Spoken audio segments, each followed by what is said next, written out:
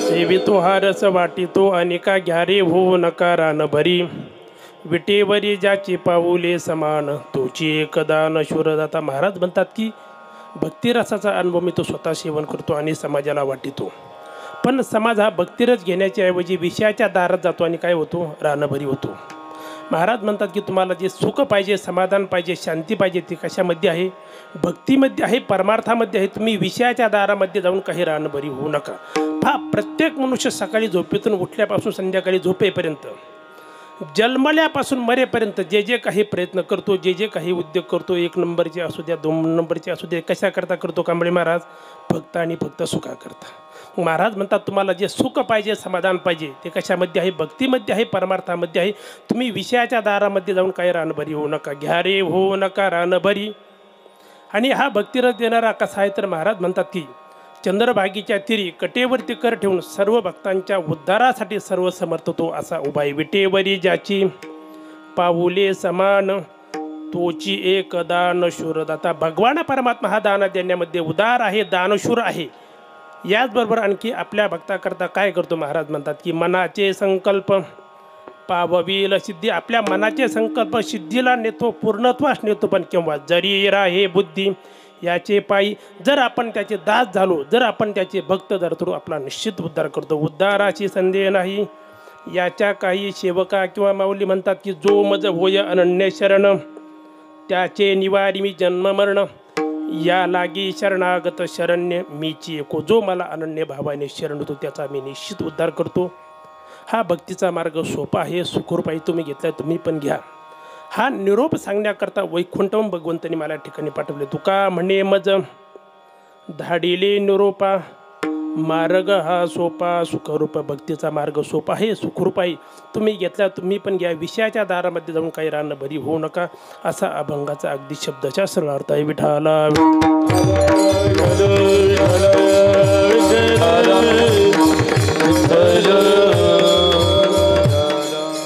अनंत coat ब्रह्मांड नायक अकारम कारम करुणावरुणालय अखिल गुणनिधान भक्तवत्सल भगवान श्री पांडुरंगाच्या असीम कृपेद्वारा कैवल्य ज्ञान चक्रवर्ती विश्वमाऊली ज्ञानोबराय वैराग्य शिरोमणी संत विदे विराट सम्राट जगद्गुरु श्री तुकोबराय आदी करून सर्व संत महंतांच्या आशीर्वादाने, गुरुवर्य महाराजांच्या आशीर्वादाने चालू असलेला आपला रोपे महोत्सव 4 वर्षाचा, 4 वर्षापासून चालू असलेली आपली संस्था, त्यातील बालसंस्कार शिबिर आणि त्याचा वर्धापन दिनानिमित्त ही सेवा आहे. या संस्थेचं नावच आहे संत सेवाधाम. या ठिकाणी जे सर्व महाराज मंडळी जमा झालीत, एक विशेष आहे कांबळे महाराज. पहिल्या दिवशी एवढे संत मंडळी जमा होणं हे किशोर महाराजांच्या परमार्थाची पावती आहे. ज्याची खरी सेवा त्याच्या भय काय जीवा. नकुल महाराजांनी वाजायला लागले ही किशोर महाराजांची पावती. कारण की महाराजांना कोणताच वाजवणारा ॲडजस्ट होत नाही. पण 1 वर्षापासून आम्ही नकुल महाराजांना सोबत घेऊन जातो. त्यावेळेस महाराजांच्या डोळ्यातून पाणी येतं. किशोर महाराज गेले पण त्यांनी आपल्याला विद्यार्थी देऊन गेले, नकुल महाराज देऊन गेले. आणि आपल्या परिसरातलेच महाराज लोक आले असं नाही, तर विदर्भातील सुद्धा महाराज लोक आलेत. विधाते महाराज आलेत, रिंगणे महाराज आलेत, विठ्ठल महाराज गुले आलेत. सर्व अतिशय मोठमोठी मंडळी आलीत. आणि त्याच्यात माझी ही सत्वपरीक्षा आहे आता. पण असो, हे सुद्धा जो शाळेत जातो तोच पास होतो आणि जो शाळेत जातो तोच नापास होत असतो. आता पास होणार आहे याच्यात तुम्ही काही शंका घेऊ नका. कारण की या ठिकाणी अनिल महाराज आहेत, नकुल महाराज आहेत, कापडी महाराज आहेत आणि सगळ्यात महत्त्वाचे समाज प्रबोधनकार खरेकर महाराज, ज्यांचं माझ्यावर नितांत प्रेम आहे, असे आमचे खरेकर महाराज आहेत. आता एवढे जर संत मंडळी यांचे फक्त आशीर्वाद जरी असले तरी मला बोलायला काही अडचण येणार नाही. म्हणून सर्वांच्या चरणावरती नतमस्तक होऊन या ठिकाणी सेवेला सुरुवात करतो. मस्तक हे पायावरी, मस्तक हे पायावरी, मस्तक हे पायावरी, मस्तक हे पायावरी. या वारकरी संताच्या, वारकरी संताच्या, वारकरी संताच्या, या वारकरी संताच्या, वारकरी संताच्या, या वारकरी मस्तक पायावरी, या वारकरी संताच्या, या वारकरी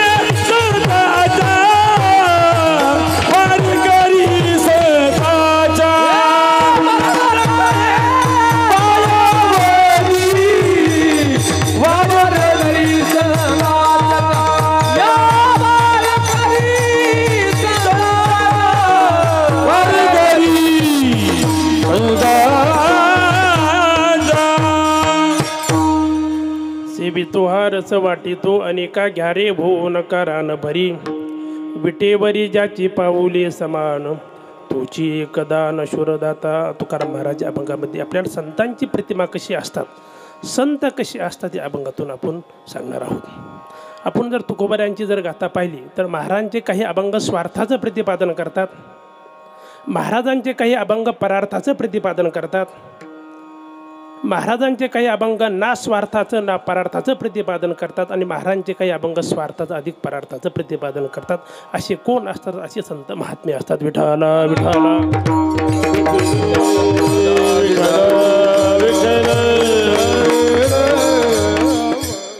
जसे अभंग 4 प्रकारचे आहेत तसे समाजामध्ये पण किती प्रकारचे लोक आहेत खळेकर सर? 4 प्रकारचे लोक आहेत. समाजातला पहिला प्रकार आहे तो स्वार्थी, जे स्वतः करता करता स्वतः खाता स्वतः तृप्त होतात, चुकूनही स्वप्नात दुसऱ्याचा चांगला करण्याचा विचार करत नाहीत, त्याला काय म्हणायचं? स्वार्थी. आणि असे सध्या समाजामध्ये खूप लोक झाले. कारण की प्रत्येक घरामध्ये प्रत्येक गावोगावामध्ये प्रत्येकाची इच्छा काय आहे? आपली पोळी भाजून मोकळं व्हायचं. पण त्याला काय म्हणतात? स्वार्थी म्हणतात. तुम्हाला एक साधारणतः 25-30 वर्षापूर्वीचं उदाहरण सांगतो. 25-30 वर्षापूर्वी सणाला आपल्याकडं काय केलं जायचं? भजी, कुरडी, पापड असे स्वयंपाक केला जायचा. घरातील माता माऊलीचे स्वयंपाक करायची आणि घरातील जी कोणी करते धरती मंडळी असायची ते काय करायची? पहिल्यांदी जेवण मोकळी व्हायची. पण त्या माता माऊलीला कधी भजी, कुरडी, पापड शिल्लक राहत नव्हते. मग त्या माता माऊलीला जर पापड खाण्याची इच्छा झाली, भजे खाण्याची जर इच्छा झाली तर ती कधी करायची? ज्या काळातील घरातील सर्व मंडळी बाहेर गेलेत, मामा बाहेर गेलेत, पतिराज बाहेर गेलेत, अशा काळात ती माता माऊली काय करते? चांगलं गरम नरम खाते. अशा काळात जर चुकून एखादे महाराज आले तर ती त्यांना बोलवते का? नाही. ते सांगते घरामध्ये कोणी नाही, तुम्ही जा. पण महाराज म्हणतात की जे स्वतः करता करता स्वतः खातात ते अन्न खात नाही, ते काय करतात? पाप भक्षण करत असतात. भगवान म्हणतात की बुंजे ते त्वगम बापा हे पचन्त्यात्मकारणात अन्नात भवन्ति भूतानि पर्जन्यात दंड संभाव. जे स्वतः करता करता स्वतः खातात, स्वतः तृप्त होतात, ते अन्न खात नाही, ते काय करतात? पाप भक्षण करतात. समाजातला काय? स्वार्थी वर्ग. जसे समाजात स्वार्थी लोक आहेत तसे परमार्थामध्ये पण स्वार्थी लोक आहेत. तुम्ही म्हणताल महाराज समाजात स्वार्थी लोक आहेत, ते आम्हाला मान्य आहे, पण परमार्थामध्ये कीर्तन प्रवचनामध्ये पण स्वार्थी लोक असतात का? हो. जे आत्मज्ञानी आहेत, ज्यांनी हिमालयामध्ये जाऊन ध्यान लावले, त्यांचा काही समाजाला उपयोग आहे का? आपल्याकडे पाठीमागे रोग आला होता. कोणता रोग आला होता? कोरोना. त्या काळात समाजात किती दुःख होतं, किती लोक त्रासाने व्यस्त झालेले होते. त्यावेळेस त्यांना काही त्याचं घेणं देणं आहे का? म्हणजे जे आत्मज्ञानी आहेत, जे ब्रह्मज्ञानी आहेत, त्यांना समाजाचं काही घेणं देणं आहे का? त्याला काय म्हणायचं? गोविंद गोविंद मना लागलिया छंद, किंवा ज्याचं मन रामरूप झालंय, ज्याचं मन गोविंद रूप झालंय. तुकाराम महाराज म्हणतो की मन हे राम झाले, मन हे राम झाले, मन हे राम झाले, मन हे राम झाले, मन हे राम झाले, मन हे राम मन हे राम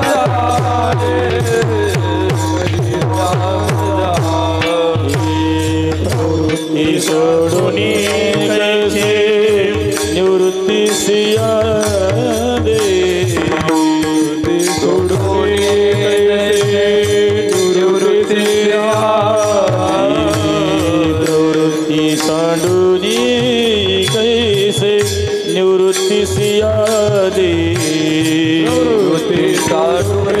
कैसे निवृत्ती से आले. मन हे राम झाले, मन हे राम झाले, मन हे राम झाले, मन हे राम झाले.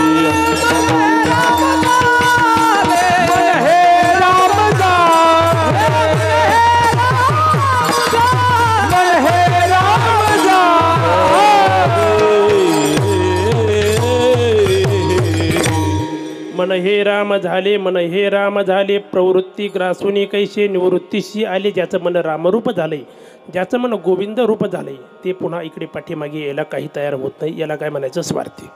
समाजातला दुसरा प्रकार आहे तो परार्थी. ते स्वतः करता काहीच करत नाही, जे काही करायचं ते संपूर्ण दुसऱ्याकरता करायचं. पहा, असं सप्ताह चालू असला, असं शिबिराची आपलं वर्धापन दिन असलं का या ठिकाणी अन्नदाते भरपूर जमा झालेले असतात. आजचे अन्नदाते सोडून पहा, आज लोहगावकरांची पंगत आहे. किती आनंदाची गोष्ट आहे. संस्था घरचीच आहे, मामानीच पंगत दिली, अतिशय आनंदाची गोष्ट. पहा, म्हणजे समाजामध्ये असे काही लोक आहेत ते फक्त लोकांना खाऊ घालत असतात. पण त्यात जर वारकरी म्हणले, साहेब तुम्ही पण आमच्यासोबत 2 घास घ्या, तर साहेब म्हणतात मला काही गोड खाता येत नाही, मला काही भाजी खाता येत नाही, मला काही पुरी खाता येत नाही, मला फक्त ज्वारीची भाकरी आणि निर्गुण निराकार ताक. म्हणजे पहा, साहेब भरपूर अन्नदान करतात पण त्यांना काही स्वतःला खाता येत नाही, पण परोपकारी त्यांचं जीवन आहे. तसे परमार्थामध्ये पण काही परार्थी लोक आहेत. पहा, प्रत्येक घरामध्ये असे माणसं असतात, म्हातारी माणसं असतात, काही तरुण असतात, ते फक्त लोकांना उपदेश करत असतात. रोज सकाळी लवकर उठलं पाहिजे, तुळशीला पाणी घातलं पाहिजे, आईवडिलाचं दर्शन घेतलं पाहिजे, गावात मंदिरात दर्शनाला गेलं पाहिजे, अशा ठिकाणी शिबिराच्या ठिकाणी मुलं घातली पाहिजेत, पण कोणाचे? दुसऱ्याचे. आपले नातू मात्र दुसरीकडे पाठवली पाहिजेत. म्हणजे पहा, तो भरपूर समाजाला उपदेश करत असतो, पण स्वतः मात्र एकादशीच्या दिवशी नको ते हॉटेलमध्ये जात असतो, नको ते खात असतो, नको ते पिसं. याला काय म्हणायचं? परार्थी. म्हणजे हा फक्त समाजाला उपदेश करत असतो. महाराज म्हणतात की त्याचा काही उपयोग होत नाही, पण महाराज म्हणतात की तो स्वतःचाही अनर्थ करतो आणि समाजाचा सुद्धा काय करत असतो? अनर्थ करत असतो. याला काय म्हणायचं? परार्थी. महाराज म्हणतात की तो त्याचा तर अनर्थ करतो, पण त्याच्यासोबत जे काही आहेत, माऊली म्हणतात की पोहोनेने काशी लाविता आणि का काय त्या मूर्खाशी म्हणावे. आता स्वतःकडे काही आचार नाही, स्वतःकडे काही विचार नाही, पण समाजाला मात्र काय करत असतो? उपदेश करत असतो. आणि याची सध्या कलियुगामध्ये भरपूर जास्त भरती झालेली आहे. पण असाच एक मनुष्य नदीच्या काठाला विचार करत होता. काय विचार करत होता? की आपल्याला पहिले तीराला जायचं आहे. त्या मनुष्याला काही पोहता येत नव्हतं. तेवढे त्या ठिकाणी आणखी 2 माणसं आली, सत्पुरुष आली, विवेक संपन्न, साधन चतुष्टय संपन्न, अशी त्या ठिकाणी 2 सत्पुरुष आले. त्यांनी विचारलं, का हो महाराज, आम्हाला पहिले तीराला जायचं, काय करावं लागेल? आता पहिले जे होते ते सगळीकडून फिरून फिरून वैतुगून अरे नदीच्या काठाला बसले होते की आता आपला देह या ठिकाणी सोडायचं आहे. तुम्हाला काही विचार करू नका, तुम्ही माझ्या कमरेला धरा, मी तुम्हाला पहिले तीराला नेऊन सोडतो. तिघांनी पाण्यात उड्या टाकल्या आणि सगळे व्यवस्थित पहिले तीराला गेले. बरोबर आहे का? महाराज म्हणतात की अरे, ज्या मनुष्याला पोहण्याची अक्कल नाही तो मनुष्य काही दुसऱ्याला तारू शकत नाही. म्हणून महाराज म्हणतात की तुम्ही अशा मनुष्याच्या संगतीत जा, अशा संतांच्या संगतीत जा का जेणेकरून आपला उद्धार झाल्याशिवाय राहणार नाही. विठाला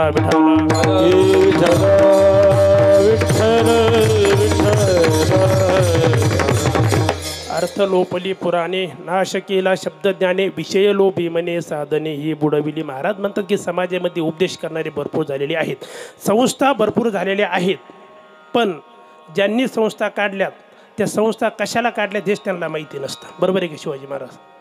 रोज फक्त गाड्याने भरायचे, पोरं इकडे तिकडे दामटायचे ते नाही, पण ह्या संस्थेचा एक विशेष गुण आहे महाराज. संत सेवाधाम नाव तर आहेच, ह्या वर्षी की विशेष किशोर महाराजांनी निर्णय घेतला आहे. काय? का विद्यार्थी कुठेही कार्यक्रमाला पाठवायचे नाहीत. का? विद्यार्थी कशा करता आलेत? आपल्याकडे ज्ञानार्जन करण्यासाठी आलेले आहेत आणि त्यांचं ते साध्य प्राप्त झाल्याशिवाय किशोर महाराज त्यांना काही सोडत नाही. विठाला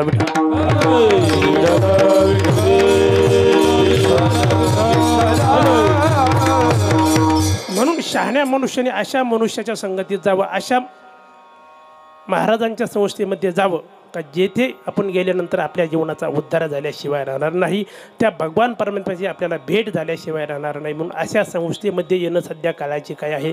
आपल्याला गरज आहे. समाजातला दुसरा प्रकार आहे तो परार्थी. समाजातला तिसरा प्रकार आहे तो नास्वार्थी, नापार्थी. म्हणजे स्वतःचंही हित करत नाही आणि दुसऱ्याचं सुद्धा तो हित करत नसतो. आपल्या सर्वांना कुत्रा माहिती आहे, हिरवगार गवत पण आपल्याला सर्वांना सर माहिती आहे. कुत्रा कधी गवत खात नाही आणि गाईला पण कधी खाऊ देत नाही. उलट ज्या ठिकाणी चांगलं हिरवगार गवत असेल त्या ठिकाणी जाऊन हा पट्ट्या उभा राहतो. म्हणजे स्वतःही गवत खात नाही आणि दुसऱ्याला सुद्धा खाऊ देत नाही. आपल्याकडे पण म्हातारी माणसं आजारी पडतात. म्हातारी माणसं आजारी पडल्यानंतर आपल्याकडे काय पद्धत आहे? त्यांना भेटायला जायची. आता प्रत्येकजण भेटायला जाताना काय करतो? फळं घेऊन जातो. फळं घेऊन गेल्यानंतर तो म्हातारा जो अतिशय कंजूस असतो, जो आजारी पडलेला मनुष्य असतो, तो स्वतःही ते फळं खात नाही काका. आणि जे कोणी नातू आहेत, सुना आहेत, त्यांना कधी खाऊ देत नाही. पाहुणे उठून गेली काय करतो? तो फळाच्या पेशा उचलतो, कपाटामध्ये ठेवून देतो. 2-3 दिवस कपाट काही उघडत नाही. त्या फळाचा चांगला सुगंध यायला सुरुवात झाली की मग एक पैसे बाहेर काढायला सुरुवात करतो. जोपर्यंत फळं चांगले होते तोपर्यंत स्वतःही खाल्ले नाही आणि दुसऱ्याला सुद्धा खाऊ दिले नाही. याला काय म्हणायचं? ना स्वार्थी ना परार्थी. विठाला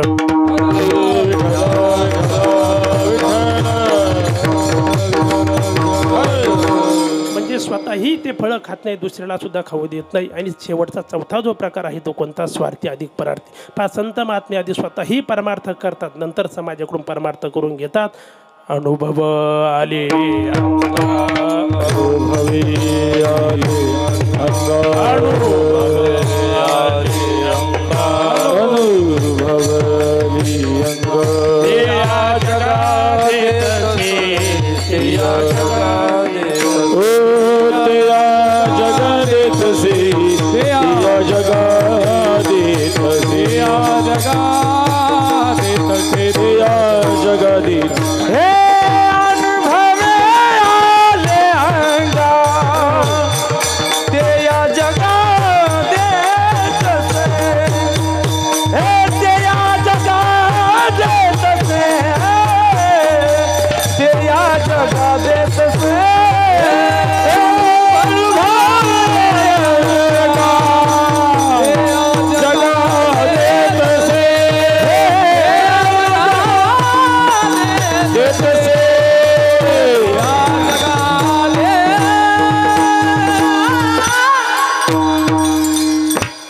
अनुभव आले अंगा ते या जगा देत असे. संत महात्मे आधी स्वतः परमार्थाचा अनुभव घेतात, नंतर समाजाला तो देत असतात.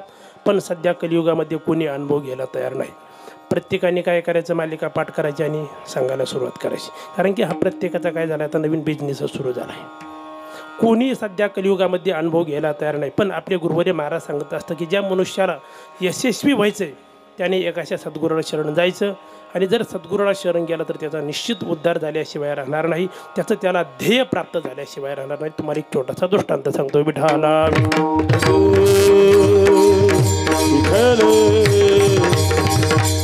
असेच एक पाटील होते. पाटलाला एकुलती एक मुलगी होती. पाटील अतिशय गर्भश्रीमंत होते. घरीदारी नोकर चाकर भरपूर होते. ती मुलगी लहानची मोठी झाली. त्याला शाळेत सोडण्यासाठी नोकर चाकर होती. त्या मुलीची आणि किचनची कधी आयुष्यामध्ये भेटच झाली नाही. पुढे कालांतराने त्या बिचारीचं लग्न झालं. लग्न झाल्यानंतर तिला जे मालक भेटले ते पण अतिशय श्रीमंत होते. लग्न झाल्यानंतर एक 8-10 दिवसांनी तिचे जे मालक होते त्यांनी सांगितले की मला काही भेटण्यासाठी महाराज मंडळी येणार आहेत, त्यांना तो खाण्यासाठी काय बनवू शकते. कोणाबद्दल बोलतोय? जी मुलगी कधीच आयुष्यामध्ये किचनमध्ये गेलेली नाही. आता श्रीमंत घराण्यातील बरेचसे लोक किचनमध्ये जातच नाहीत, कारण की बाहेरून ऑर्डरवर सगळं मागितलं जातं. ती म्हणजे तुम्ही कोणताही पदार्थ सांगा अगदी व्यवस्थित बनवते. तुला थालपीठ बनवता येतं का? ती म्हणजे त्यात तर माझा पक्का हातखंड आहे, तुम्ही काही चिंता करू नका. कोणाबद्दल बोलतोय? जी मुलगी कधीच आयुष्यामध्ये किचनमध्ये गेली नाही तिच्याबद्दल बोलतोय. आता तिच्या आईवडिलांनी त्याला देताना सर्व गोष्टी दिलेल्या होत्या. त्याच्यात पाकशास्त्राचं पुस्तक दिलेलं होतं. तिने ते पाकशास्त्राचं पुस्तक उघडायला सुरुवात केल्यानंतर त्याच्यात थालपीठ नावाचं पान सापडलं. गव्हाच्या पिठाचा डबा घ्यायचा, एक परात घ्यायची, गव्हाचं पीठ घ्यायचं, जिरे मोहरी टाकायची, पिठाचा गोळा करायचा, पातेलं घ्यायचं, गॅस पेटवायचा आणि पातेल्याच्या बुडाला, ऐकताय ना तुम्ही? आता पातेल्याच्या बुडाला आतून थापायचं का बाहेरून थापायचं हे काही पुस्तकात लिहिलेलं नव्हतं. तिने भरपूर वेळ डोकं चालवलं पण तिला काही त्याचा अंदाज लागला नाही. तिने पातेलं पालथं घातलं, पातेल्याच्या बुडाला थापलं, पातेलं उचलून गॅसवर ठेवून दिलं. पुढं लिहिलं होतं की तोंड बांधायचं. आता कोणाचं तोंड बांधायचं? पातेल्याचं बांधायचं. आपलं तिने सासूबाई जाऊन तोंड बांधलं. 10-15 मिनिटांनी थालपीठ झालं. सर्वांनी खाल्लं. बरोबर आहे का? नाही. महाराज म्हणतात की साधं थालपीठ करण्याकरता जर तुम्हाला अनुभव लागतो तर परमार्थ करण्याकरता तुम्हाला अनुभव लागणार नाही. की महाराज म्हणतात की तो परमार्थाचा अनुभव मी घेतला आहे आणि म्हणून तुम्हाला सांगतोय तुम्ही तो घ्या. विषयाच्या दारामध्ये जाऊन काही रानबरी हो नका. हीच गोष्ट महाराज अभंगाच्या प्रथम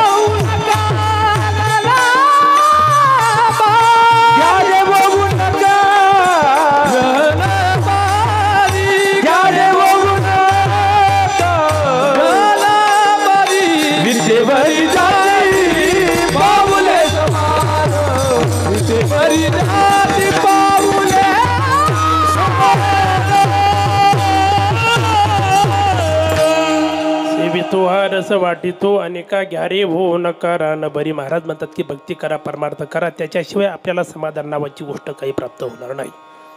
पण लोकांनी महाराजांना विचारलं, महाराज तुम्ही जे आम्हाला काही करायला सांगता ते आम्हाला करणं सर्वांना शक्य आहे का?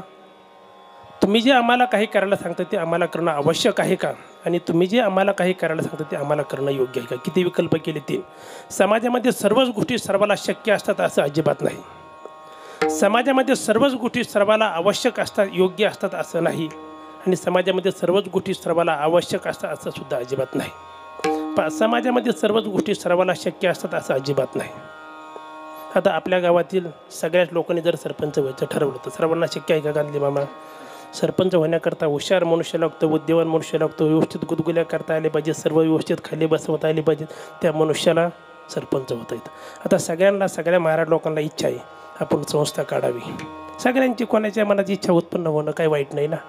पण संस्था काढण्याकरता पण बुद्धिवान मनुष्य लागतो, शांत डोक्याचा मनुष्य लागतो, व्यवस्थित हसता आलं पाहिजे, सगळ्यांना व्यवस्थित बसवता आलं पाहिजे, अशाच मनुष्याला शक्य आहे.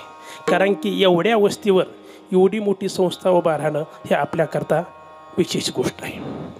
कारण की सगळ्यांना पहिल्यांदा वाटायचं संस्था चालूच होऊ शकत नाही. किशोर महाराजांकडे पाहिलं का? शांत मूर्ती आहे, हे काय करायचे, पण बाबाजी कसे असतात हे ज्यांना माहिती आहे तेच हे सगळ्या गोष्टी जाणू शकतात. विठाला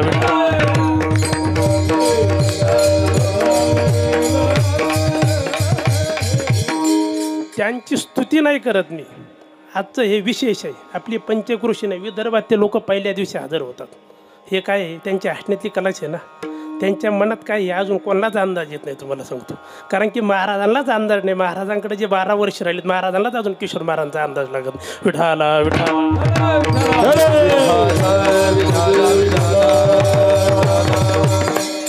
म्हणजे समाजामध्ये सर्वच गोष्टी सर्वाला शक्य असतात असं अजिबात नाही. पण आता वाघिणीचं शिणेचं दूध काढलं जायचं आपला शक्य आहे का? नाही. त्याला संभाजी राजासारखा एखादा शूरवीर मनुष्य लागतो. आपण आता सर्वांनी छावा मोही बघितलेला आहे. म्हणजे आपल्याला जी गोष्ट शक्य आहे का? समाजामध्ये सर्वच गोष्टी सर्वाला शक्य असतात असं अजिबात नाही. आता डॉक्टर व्हायचं असलं कोणाला डॉक्टर होता येईल? 12 तास 12 वर्ष जो अभ्यास करतो त्याच मनुष्याला डॉक्टर होणं शक्य आहे. म्हणजे समाजामध्ये सर्वच गोष्टी सर्वाला शक्य असतात असं अजिबात नाही. समाजामध्ये सर्वच गोष्टी सर्वाला आवश्यक असतात असं सुद्धा अजिबात नाही. पाठीमागे आपल्याकडे महामारी आली होती कोरोना. त्यावेळी जे की इंजेक्शन आलं होतं काकाजी, काय नाव होतं त्याचं? रेमडेसिवीर.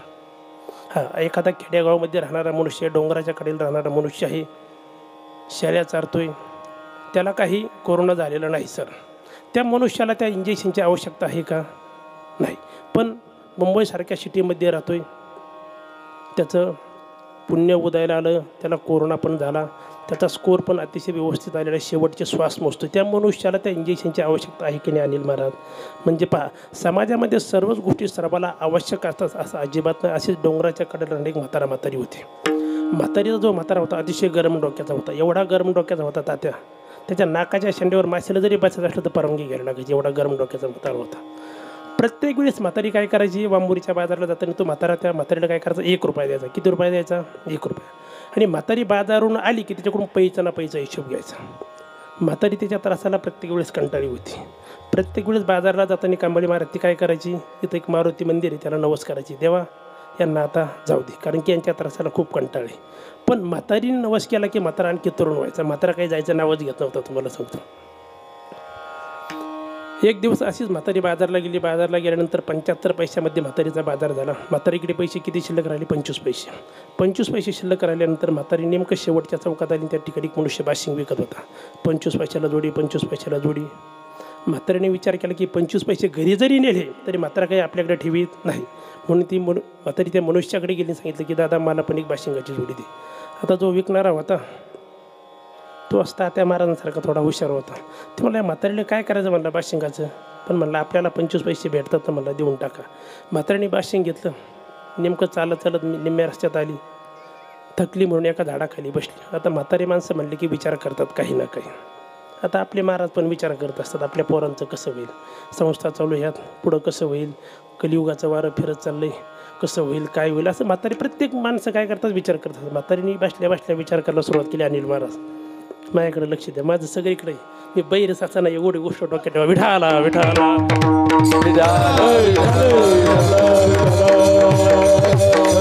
विठाला याची तुम्हाला जाणीव असेल. म्हातारी बसल्या विचार करायला सुरुवात केली. काय बाई, मी जेव्हा बाशिंग बांधलं तेव्हा कशी दिसत असेल.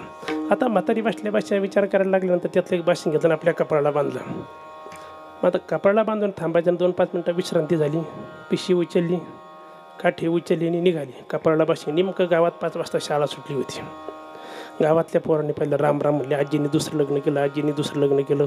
डायरेक्ट काही पोरं बाबाकडे, बाबा आजीने दुसरं लग्न केलं. म्हाताऱ्यांनी जी काठी उचलली की पोरांच्या पाठी मागली, तोपर्यंत ईश्वरी आली होती. माझा दृष्टांत संपला. बाशिंगाची सर्वांनाच आवश्यकता आहे असं आहे का? नाही. ज्यांचे एक लग्न झालेत प्रामाणिकपणे त्यांना दुसऱ्या बाशिंगाची काही आवश्यकता नाही. विठाला विठाला.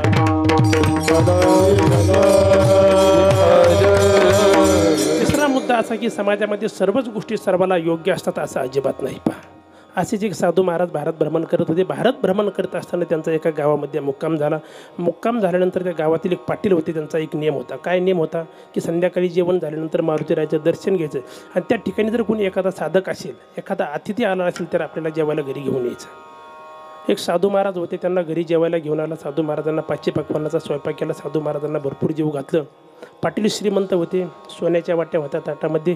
तो मनुष्य घरामध्ये बडीशेप आणण्याकरता गेला आणि साधू महाराजांच्या लक्षात आलं की हा मनुष्य जो आहे, पाटील जे आहे ते थोडे बोळसर दिसतात. म्हणून साधू महाराजांनी त्यातल्या 2-3 सोन्याच्या वाट्या घेताना आपल्या जोडीमध्ये टाकल्या. आता साधू महाराजांनी वाट्या घेणे योग्य आहे का? नाही. म्हणजे समाजामध्ये सर्वच गोष्टी सर्वाला योग्य असतात असं अजिबात नाही. पण महाराज म्हणतात की सर, भक्ती असे परमार्थ असे तुम्हाला सर्वांना करणं आवश्यक आहे. परमार्थ नावाची गोष्ट अशी तुम्हाला सर्वांना करणं आवश्यक आहे आणि परमार्थ नावाची गोष्ट अशी की तुम्हाला सर्वांना करणं काय योग्य आहे. विठाला विठाला.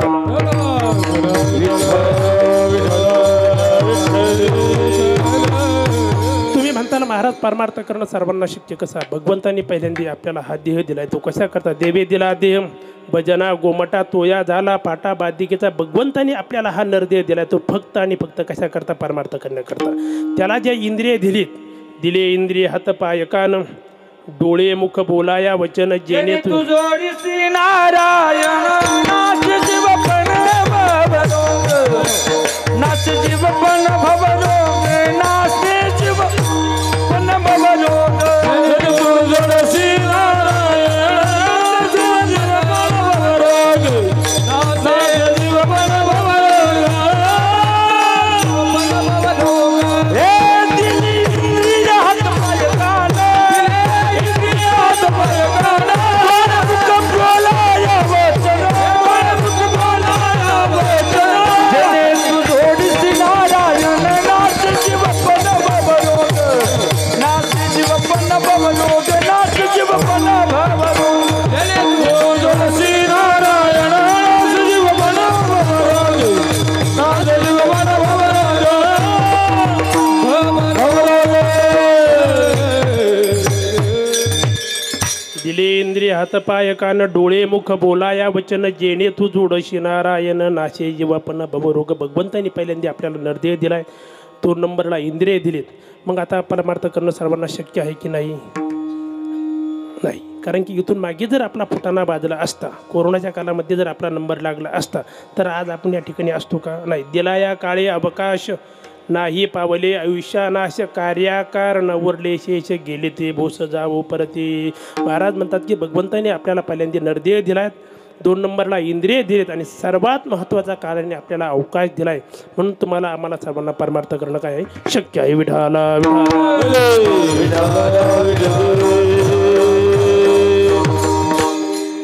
तुम्ही म्हणताल महाराज परमार्थ करण्याची आवश्यकता काय आहे?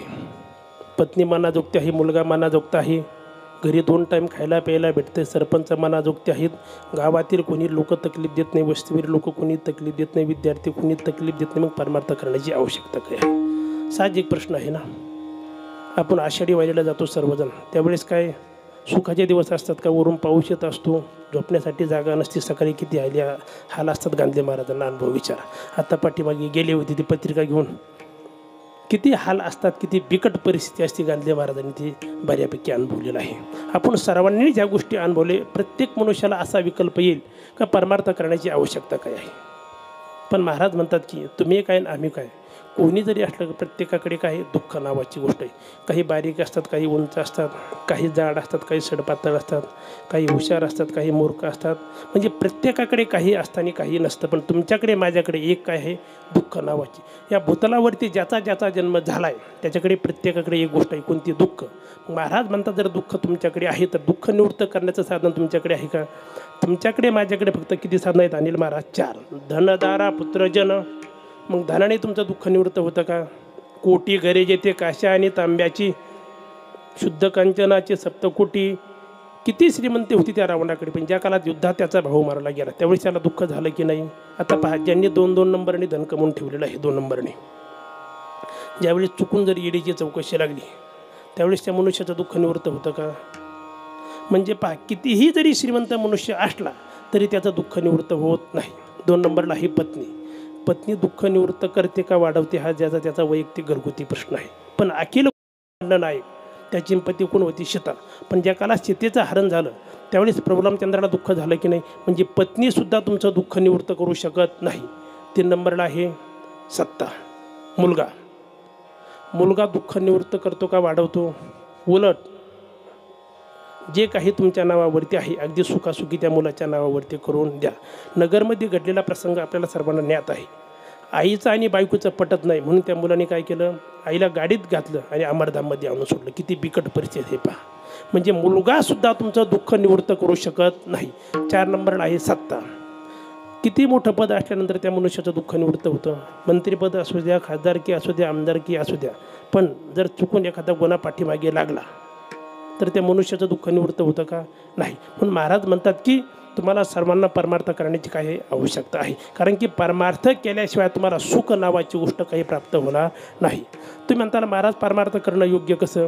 गावातील खाताडातील खाताड, पेताडातील पेताड, नास्तिक आता नास्तिक मनुष्य असू द्या, पण ज्यावेळी सकाळच्या वेळी शुद्धीवरती असतो त्यावेळेस मारुतीरायाला हात जोडतो, म्हणतो मारुतीराया तुझ्यासारखा ब्रह्मचारी राहिला असतो तर बरं झालं असतो. या प्रपंचामध्ये किती दुःख आहे फक्त माझं मला आज माहिती. म्हणजे पहा, नास्तिक मनुष्याला सुद्धा परमार्थ करणं योग्य हे कळतं. म्हणून महाराज म्हणतात की तुम्ही भक्ती करा, परमार्थ करा, त्याच्याशिवाय तुम्हाला सुख नावाची गोष्ट काही प्राप्त होणार नाही. कारण की भगवंतांनी आपल्याला हा नरदेह दिला आहे तो फक्त आणि फक्त परमार्थ करण्याकरता दिला आहे. परमार्थ करण्याची आवश्यकता आपल्याला सर्वांना आहे. त्याच्याशिवाय आपण हा भवसागर तोडून काही जाऊ शकत नाही. आणि परमार्थ करणंच योग्य आहे कलियुगामध्ये. महाराज म्हणतात की भक्ती करा, परमार्थ करा, तरच तुम्हाला सुख प्राप्त होणार नाही. महाराज म्हणतात की सेवितो हा रस वाटितो सेवितो हा रस वाटितो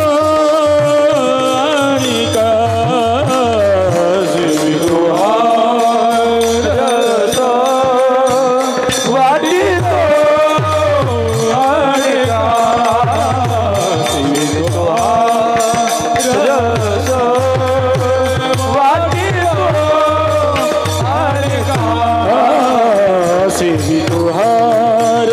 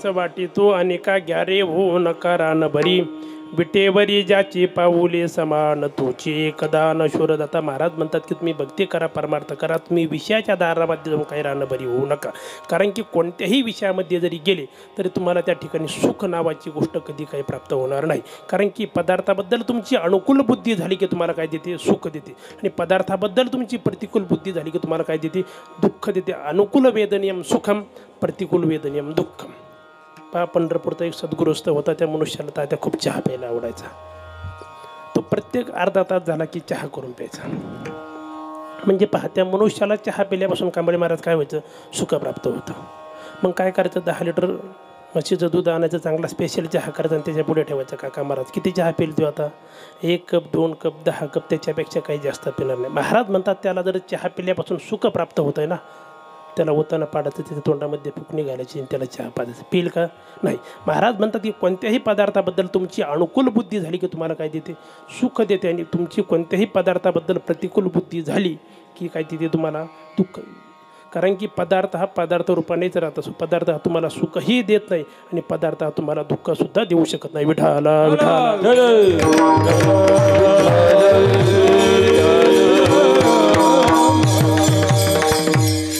असाच एक साधा भोळा मनुष्य होता शंकरवाडीसारखं गाव होतं त्या ठिकाणी असाच एक वारकरी होता बिचारा अनिल महाराज सोडून त्या गावामध्ये अशी बरीच वारकरी आहेत त्याचं बिचाराचं काही लग्न जमत नव्हतं सर्व गावकरी मंडळी एकत्रित आली पुढाकारपणा गेला आमचे कृष्ण महाराज जिरेकर सारखे त्या ठिकाणी गावात असे काही पुढारी लोक होते त्यांनी सगळ्यांनी संकल्प केला प्रतिज्ञा केली की ह्या वारकऱ्याचं आपल्याला लग्न करून द्यायचं कारण की आता सध्या काय झाले लग्न कमी व्हायला लागलेत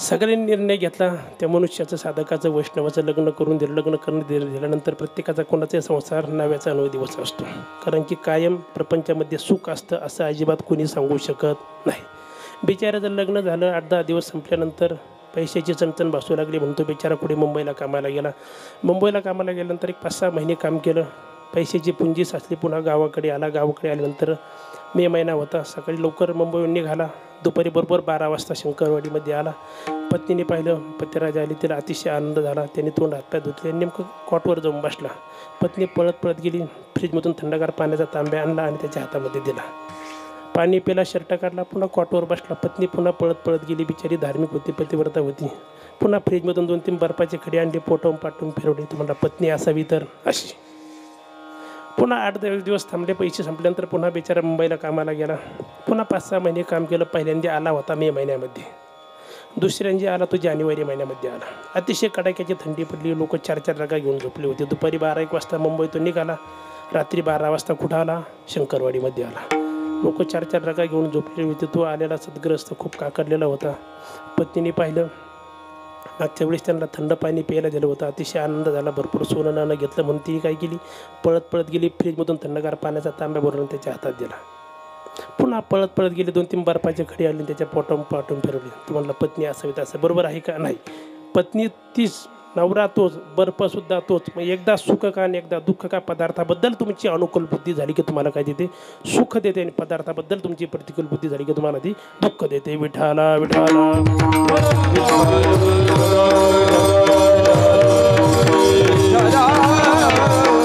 माऊली शेवटचा दृष्टांत महाराज म्हणतात की वैशीच्या शेवटी एकची वेळी बांधोटी मग मोहाचे त्रिपुटी नाचू लागे एखाद्या मातेला 60 वर्षांनी मुलगा व्हावा सांगा त्या मातेला किती आनंद होईल त्याचा आनंद आपण काही शब्दात वर्णन करू शकत नाही त्या मातेला 60 वर्षांनी मुलगा झाला मुलगा लहानचा मोठा होऊ लागला मुलगा अतिशय हुशार होता प्रत्येक वेळेस 90-95% मार्क पडायचे 12वीत गेला 95% मार्क पडले आत्ता पहा धनगराचा मुलगा काय त्याचं नाव बिरुदेव असा अधिकारी झाला मिलिटरीमध्ये भरती झाला विनायक त्याचं नाव होतं 12 वर्षे त्या मुलाचं आईचं पत्र नाही फोन नाही काही आई त्या मुलाची सारखी वाट पाहत होती 12 वर्षांनी त्या मुलाचं पत्र आलं आई मी तुला भेटण्याकरता तू सांगा त्या मातेला किती आनंद झाला असेल मुलगा घरी येणारा म्हणून त्या आईने दिवाळीच घरी उभी केली 12 वाजता रेल्वे स्टेशनला गेली ते विनायकला घेतलं आणि दोघंही चालत घरी आले संध्याकाळी आता 12 वर्षांनी मित्र आलाय म्हणून सर्व पाहुणे मंडळी त्याला भेटायला येऊ लागले मित्रमंडळी भेटायला येऊ लागले म्हणून प्रत्येक जणाला तो आईला म्हणत आहे आई चहा कर यांना कॉफी कर यांना नाश्ता कर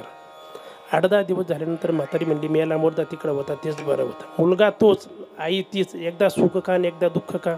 चुकून जर त्या मुलाचं लग्न झालं असतं, जर त्या बायकोचं आणि आईचं पटलं नसतं तर त्या आईला त्या मुलापासून सुख झालं असतं का. पण महाराज म्हणतात की कोणताच पदार्थ तुम्हाला सुखही देऊ शकत नाही आणि कोणताच पदार्थ तुम्हाला दुःखसुद्धा देऊ शकत नाही. म्हणून महाराज म्हणतात की तुम्ही भक्ती करा, परमार्थ करा, त्याच्याशिवाय तुम्हाला सुख नावाची गोष्ट कदापि प्राप्त होणार नाही. हीच गोष्ट महाराज अभंगाच्या दुसऱ्या चरण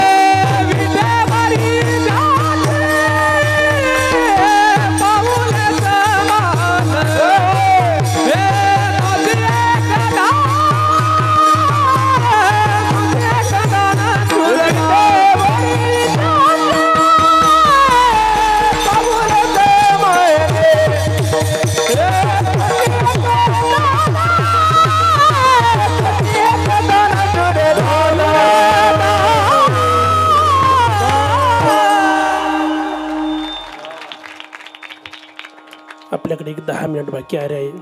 10 मिनिटं बाकी राहिलेत. आपण सरांनी एकदा मोठ्या प्रेमाने भजन करायचं आहे. कारण की सरांनी मगाशी सांगितलं होतं गाडी कधी जरी सुटली तर बरोबर टायमाला पोहोचायला पाहिजे. 9ला 5 मिनिट बाकी आहेत.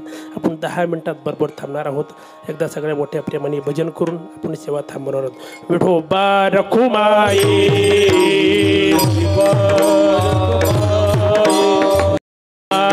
रखुमाई रखुमाई विठोबा रखुमा विठोबा रखुमाई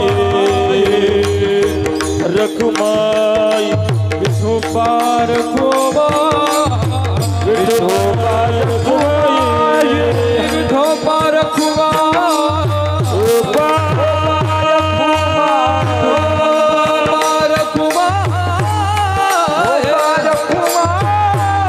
विठोबा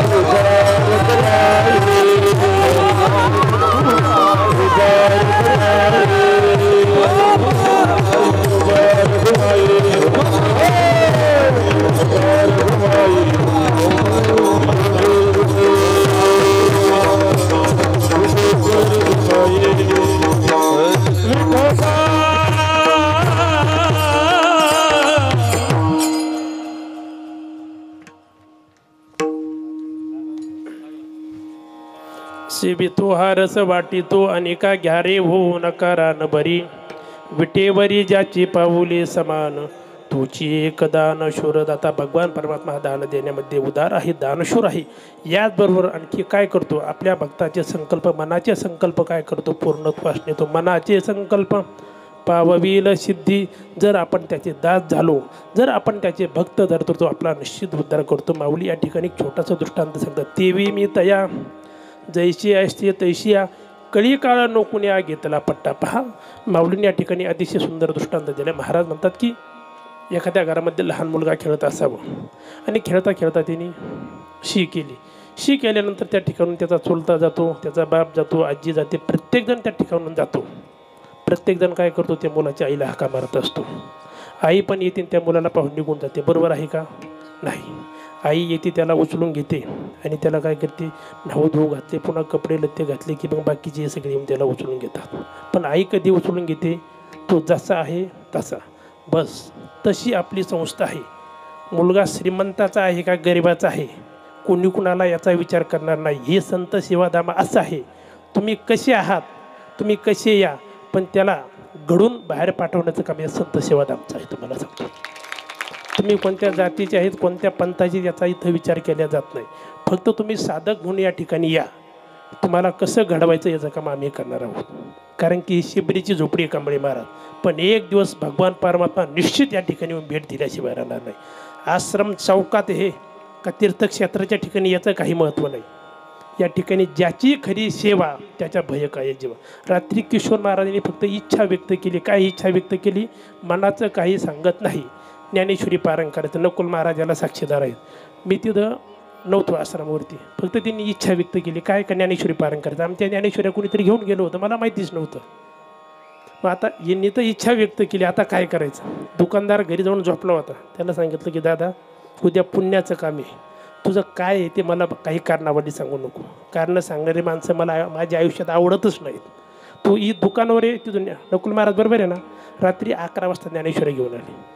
त्यांची इच्छा एवढी जबरदस्त असते, तुम्हाला सांगतो. प्रत्येक वर्षी, आता ते 2 वर्षापासून म्हणत होते की मला विद्यार्थी बाहेर जाणं हे माझ्या बुद्धीला पटत नाही. पण म्हटलं थांबा, एक दिवस त्याचा निश्चित उजडल्याशिवाय राहणार नाही.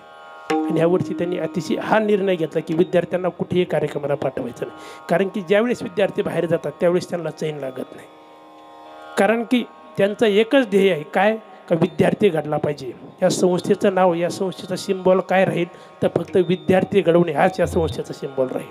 कारण की नकुल महाराजांसारखे ज्यावेळेस या ठिकाणी 10-20 वाजवणारे असतील त्यावेळेस प्रत्येकाच्या मनात समाधान नावाची गोष्ट प्राप्त झाली बनणार नाही. म्हणून देवी मी तया जैशी असते तशा. तुम्ही कसेही असू द्या, तुम्ही फक्त या संस्थेमध्ये या, निश्चित घडून तुम्हाला बाहेर दिले जातील विद्यार्थी. पण हा निरोप सांगण्याकरता तुका म्हणे मज धाडीले निरोप,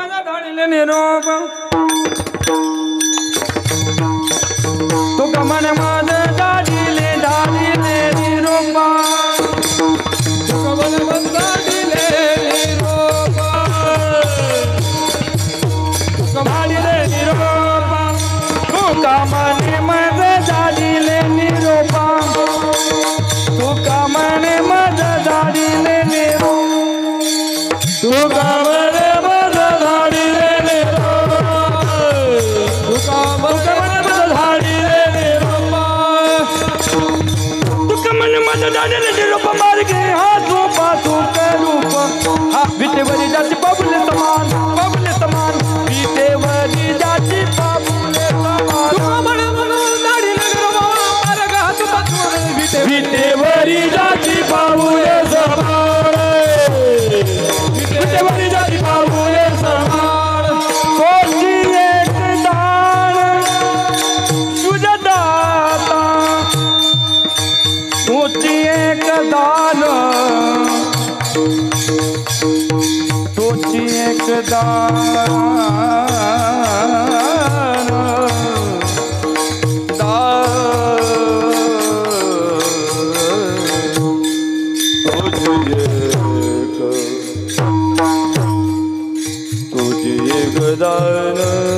दान दान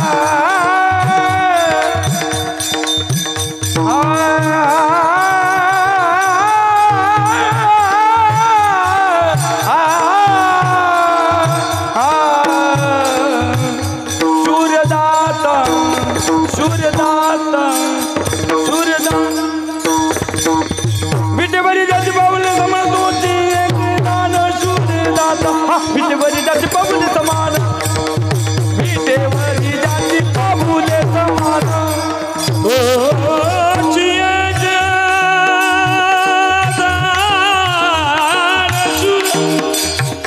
शूरदाता